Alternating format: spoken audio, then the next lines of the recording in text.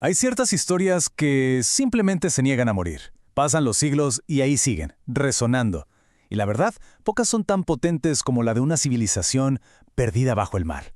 Así que hoy vamos a hacer justo eso. Vamos a rastrear el origen de una de las leyendas más grandes de todas, el misterio de la Atlántida.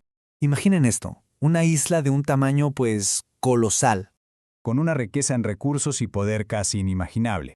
Una verdadera potencia naval que se decía dominaba el mundo conocido. Pero la leyenda cuenta que su caída fue tan rápida y espectacular como su ascenso. Un cataclismo brutal, terremotos, inundaciones, que la borró del mapa en un instante, hundiéndola para siempre en las profundidades del océano. Y claro, se ha buscado por todo el mundo, desde el Atlántico hasta el Mar Negro. Pero, quizá la pregunta clave no es dónde estaba la Atlántida, sino de dónde vino su historia. Bueno, pues vamos a sumergirnos en esto. Para empezar nuestra investigación tenemos que ir al punto de partida, a la única fuente que tenemos. Y, sorprendentemente, el primer registro no es un antiguo papiro egipcio ni una tablilla sumeria, nada de eso. Lo que sí sabemos, pero con total certeza, es que toda esta leyenda que ha inspirado a incontables exploradores y soñadores no viene de mitos ancestrales, no, se origina en la mente de una sola persona, el filósofo griego Platón. Siendo bien específicos, Platón nos cuenta esta historia en dos de sus diálogos, el Timeo y el Critias, ambos escritos por ahí del año 360 a.C. Antes de estos textos no hay ni una sola referencia a la Atlántida, así que este es nuestro punto de partida. Y fíjense que Platón no es nada vago, al contrario, es muy específico sobre dónde estaba. En sus textos la ubica en el Océano Atlántico, justo delante de un punto geográfico que su audiencia conocía a la perfección. Para los antiguos griegos, las columnas de Hércules eran básicamente el fin del mundo conocido. Así que ubicar la Atlántida más allá de ellas era como decir que estaba en un lugar remoto, superpoderoso y sobre todo misterioso. Esto prepara el escenario para un imperio casi de fantasía. Y aquí es donde la investigación se pone de verdad interesante. ¿Platón estaba registrando una historia real que alguien le contó o estaba creando algo desde cero con un propósito muy diferente? El debate se divide en dos grandes bandos. Por un lado, están los que creen que Platón relataba un hecho histórico, la memoria perdida de una civilización que de verdad existió. Y por el otro, los que sostienen que la historia es una invención, o sea, una poderosa metáfora. Hoy en día, la gran mayoría de los filólogos e historiadores se inclinan por la segunda opción. Ven en la Atlántida una alegoría política, lo que Platón llamaría una mentira noble.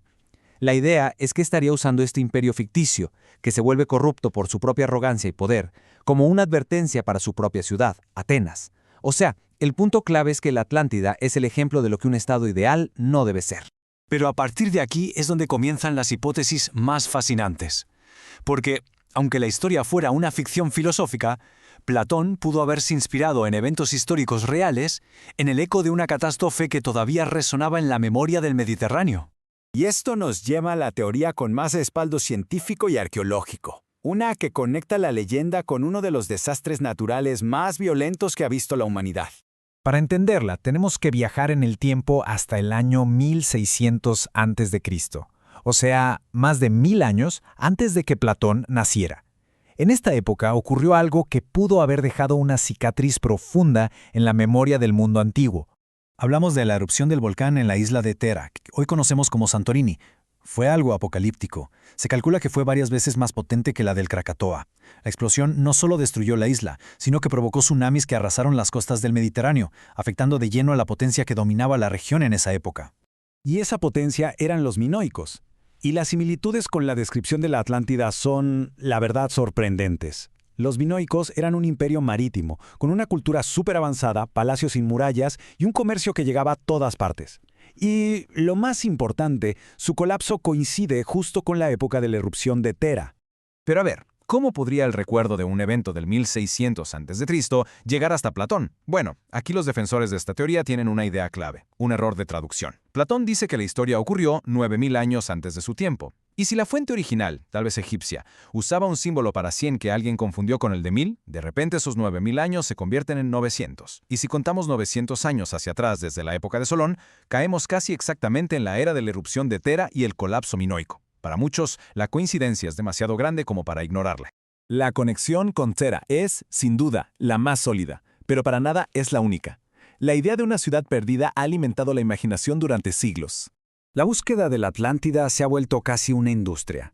Se la ha querido ubicar en casi todos los rincones del planeta, desde las Azores en el Atlántico hasta debajo del hielo de la Antártida. Y cada teoría tiene sus defensores apasionados, pero todas, sin excepción, comparten el mismo y enorme problema. Este es el punto crucial. A pesar de todas las teorías, de todas las expediciones y especulaciones, la evidencia arqueológica es contundente. No existe ni una sola prueba física que confirme la existencia de un continente o una isla hundida que coincida con la descripción de Platón. Ni una. Entonces, ¿qué concluimos de todo este recorrido? ¿Cómo separamos la realidad de la ficción? Si separamos los datos, esto es lo que tenemos. El hecho documentado. La historia viene de Platón. La hipótesis académica más fuerte, que se inspiró en el colapso de los minoicos. La especulación popular, que la imaginó como una supercivilización perdida. Y la evidencia arqueológica, bueno, sigue siendo inexistente. Y aquí es donde el misterio sigue vivo. La Atlántida muy probablemente no fue un lugar físico que podamos encontrar en un mapa. Fue quizás una historia creada para enseñar una lección, pero se ha convertido en algo mucho más grande.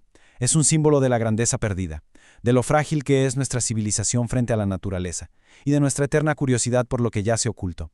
La verdadera Atlántida tal vez no está en el fondo del mar, sino en las profundidades de nuestra propia imaginación.